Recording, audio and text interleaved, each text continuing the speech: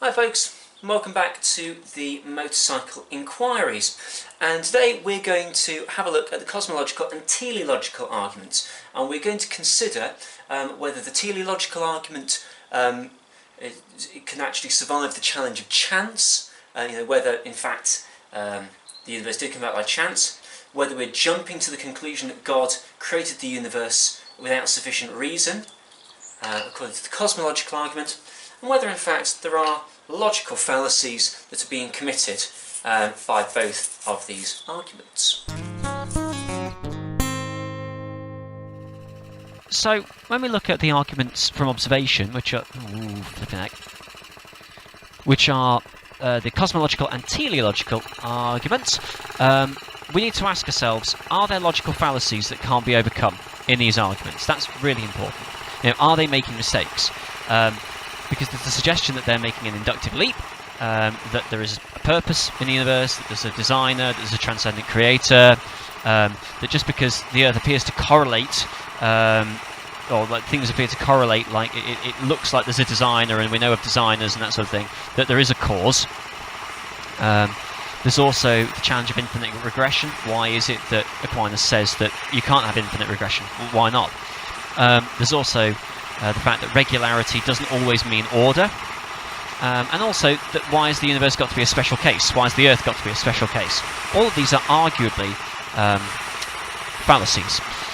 So looking at the teleological argument, for example, you could say that if you agree with David Hume, that the world is not like a watch at all, actually. He said it's more like a cabbage, like a vegetable.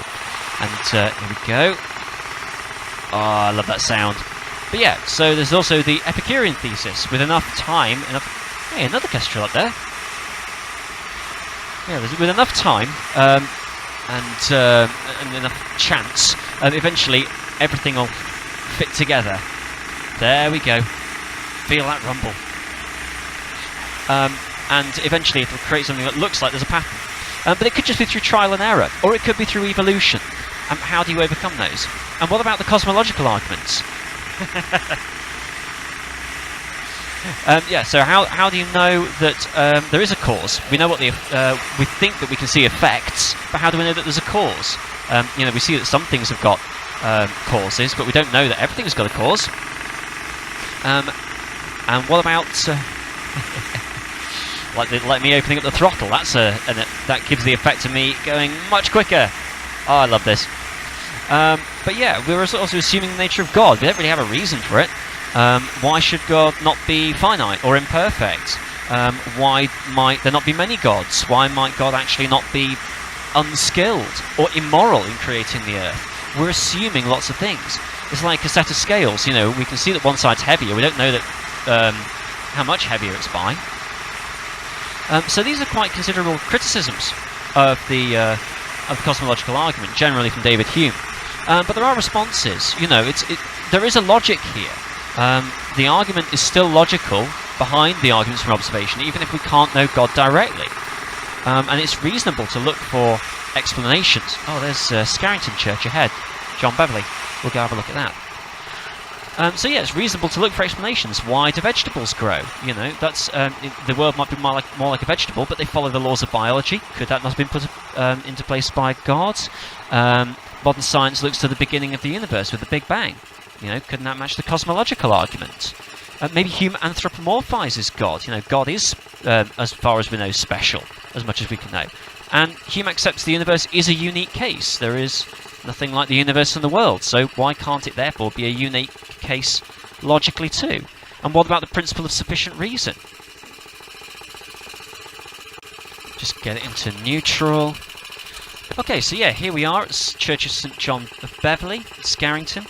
It's got both a spire and a tower on it, which is a bit unusual, but it's a 13th century Grade 1 listed church, so it's a bit of a mixture of styles. Nice stained glass windows. Quite a nice little church, this one, really. Yeah. Anyway, let's have a quick look. Yeah, no one coming. Good. So, yeah, principle of sufficient reason as well. It's a... Oh, yeah. Leibniz suggests that you don't necessarily need to have all the evidence. If we go... You don't necessarily have to have all the evidence, just enough evidence to provide sufficient reason for believing. And surely there is enough. You know, you haven't got all the answers, but there is a lot of evidence here. So really it comes down to weighing up. Do you think the argument is fallacious? Do you think it's made a load of mistakes? Or do you think that actually there are enough reasons to believe in it? And really, that's going to come down to you.